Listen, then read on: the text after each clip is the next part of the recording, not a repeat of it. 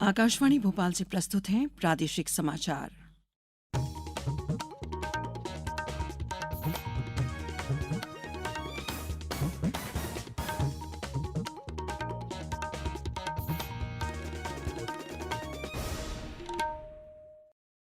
नमस्कार, समाचारों के साथ मैं शेख महजबीन अल्मास।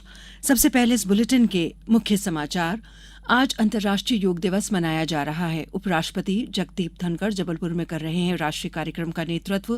प्रधानमंत्री नरेंद्र मोदी संयुक्त राष्ट्र मुख्यालय में योग दिवस का नेतृत्व करेंगे। केंद्रीय गृह मंत्री अमित शाह कल बालाघाट में रानी दुर्गावती के बलिदान दिवस की स्मृति में गौरव यात्रा का शुभारंभ करेंगे और विशेष ओलंपिक विश्व ग्रीष्मकालीन खेलों में गीतांजलि नागवेकर ने भारत के लिए 800 metre label C track event में स्वर्ण पदक जीता। अब समाचार विस्तार से।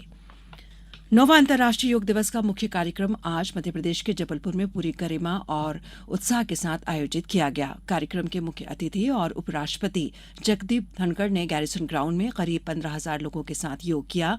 इस अवसर पर प्रधानमंत्री नरेंद्र मोदी का संदेश भी प्रसारित हुआ। वहीं जबलपुर शहर में लगभग 1.5 लाख लोगों ने वसुधैव कुटुंबकम के लिए योग थीम पर अलग अलग स्थानों पर आयोजित सामूहिक योगाभ्यास में हिस्सा लिया। मध्य प्रदेश में सभी शैक्षणिक संस्थानों, पर्यटन स्थलों, स्मारकों सहित विभिन्न स्थानों पर आम लोगों ने बड़ी संख्या में योग किया। मुख्य कार्यक्रम में प्रदेश के राज्यपाल मंगूभाई पटेल, मुख्यमंत्री शिवराज सिंह चौहान, केंद्रीय आयुष मंत्री सर्बानंद सोनोवाल सहित कई केंद्रीय मंत्रियों ने योग किया। जबलपुर में आयोजित मुख्य कार्यक्रम को संबोधित करते हुए जगदीप धनखड़ ने कहा कि मन, शरीर और आत्मा की एकता को योग एक बनाता है और ये जीरो बजट इंश्योरेंस है। श्री धनखड़ ने कहा कि पहला सुख निरोगी काया है और निरोगी काया नहीं होगी तो आप अपनी प्रतिभा नहीं दिखा सकते।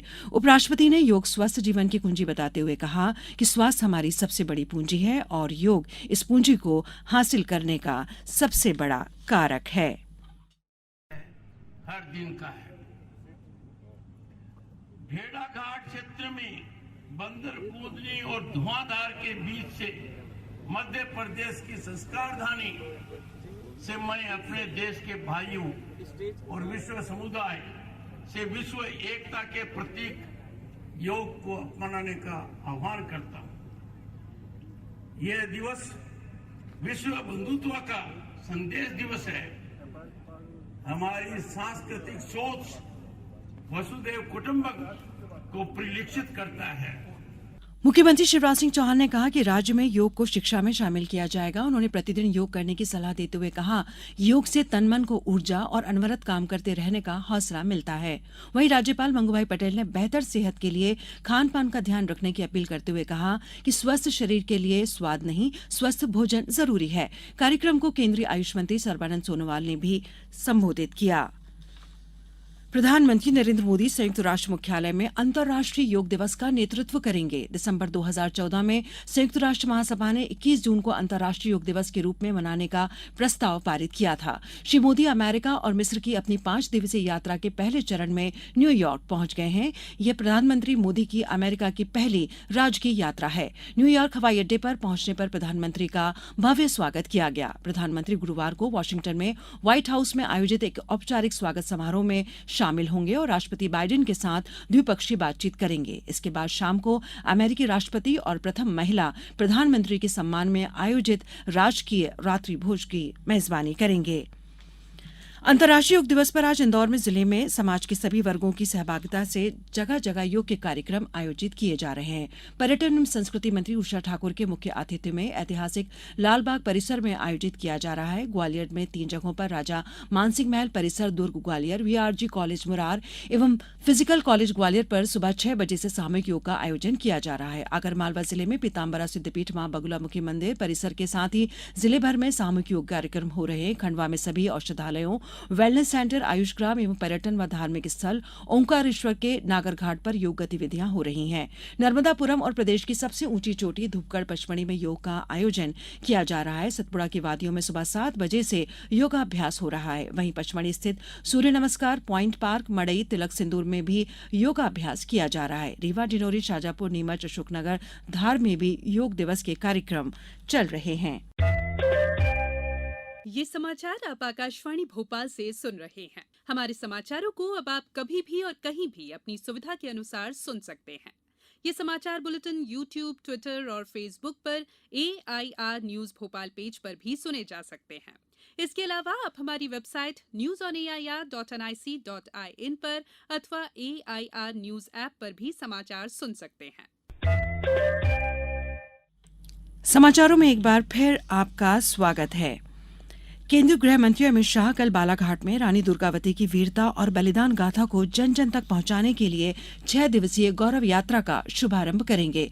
प्रधानमंत्री नरेंद्र मोदी 27 जून को शहडोल में गौरव यात्रा का समापन करेंगे। रानी दुर्गावती ने गोंडवाना राज्य की शासक बनकर 15 सालों तक वीरतापूर्वक शासन किया था। उनके बलिदान की स्मृति में एक सप्ताह तक कार्यक्रम किए जाते हैं। इसी कड़ी में 6 दिवसीय गौरव यात्रा में उनके शौर्य और वीरता पर आधारित कार्यक्रम होंगे। गौरव यात्रा 5 विभिन्न जिलों बालाघाट, छिंदवाड़ा, दमोह के सिंगरामपुर, उत्तर प्रदेश के कलिंजर, दुर्ग, सीधी के धौनी से 22 जून को प्रारंभ होकर 27 जून को शहडोल पहुंचेगी। बालाघाट से यात्रा बैहर, बिछिया, डिंडोरी, पुष्पराजगढ़, अनूपपुर, जैतपुर होते हुए पहुंचेगी। छिंदवाड़ा से गौरव यात्रा चौरई, सिवनी, केवलारी, लखनादौन, मंडला, शहपुरा, उमरिया, पाली, मानपुर होते हुए जाएगी। सिंगरामपुर से गौरव यात्रा जबेरा, मझोली, सिहोरा शहर, जबलपुर शहर, बरगी समाधि, कुंडम, शहपुरा, बिरसिंहपुर, पाली होते हुए शहडोल पहुंचेगी। कलिंजर जन्मस्थान से कलिंजर, अजयगढ़, पवई, बड़वारा, विजय राघवगढ़, अमरपुर, मानपुर होते हुए शहडोल पहुंचेगी। सीधी की यात्रा धौनी से कुसमी, ब्यौहारी, जयसिंह नगर होते हुए शहडोल जाएगी। उपराष्ट्रपति जगदीप धनखड़ सपत्नीक संस्कारधानी जबलपुर में पुण्य सलीला पवित्र ग्वारी घाट में कल शाम मां नर्मदा की महाआरती में शामिल हुए और आरती की भव्यता देख भाव विभोर हो गए। उपराष्ट्रपति ने स्वास्थ्य वाचन, हर हर नर्मदे, मां नर्मदा के जयकारों और नर्मदाष्टकम के श्लोकों की गूंज के बीच पूरे विधि विधान से पुरोहितों की मौजूदगी में मां नर्मदा की पूजा अर्चना और आरती कर देश की खुशहाली और समृद्धि की कामना की। इस दौरान 12 वर्षीय लाडली लक्ष्मी तेजस्विनी दुबे ने सभी को मां नर्मदा को साफ एवं स्वच्छ रखने की शपथ दिलाई। उपराष्ट्रपति और उनकी पत्नी ने भेड़ाघाट के धुआंधार जलप्रपात के अद्भुत सौंदर्य को निहारा। उन्होंने संगमरमर की चट्टानों के बीच धुआंधार जलप्रपात की तुलना नियाग्रा फॉल से की। इस दौरान राज्यपाल मंगूभाई पटेल भी मौजूद थे। विशेष ओलंपिक विश्व ग्रीष्मकालीन खेलों के एथलेटिक्स ट्रैक इवेंट में बर्लिन में आज गीतांजलि नागवेकर ने भारत के लिए पहला स्वर्ण पदक जीता। गीतांजलि ने 800 metre level C track event में स्वर्ण पदक जीता। उन्होंने फाइनल में कनाडा की जॉलिन वॉट्स और यूक्रेन की कैटरीना कुद्रिवत्सोवा को हराया। इससे पहले दिन में भारतीय तैराक दिनेश कुमार ने 50 मीटर ब्रेस्ट स्ट्रोक पुरुष स्पर्धा में रजत पदक जीता। वे इस साल रजत पदक जीतने वाले दूसरे भारतीय बने हैं। अब कुछ समाचार संक्षेप में।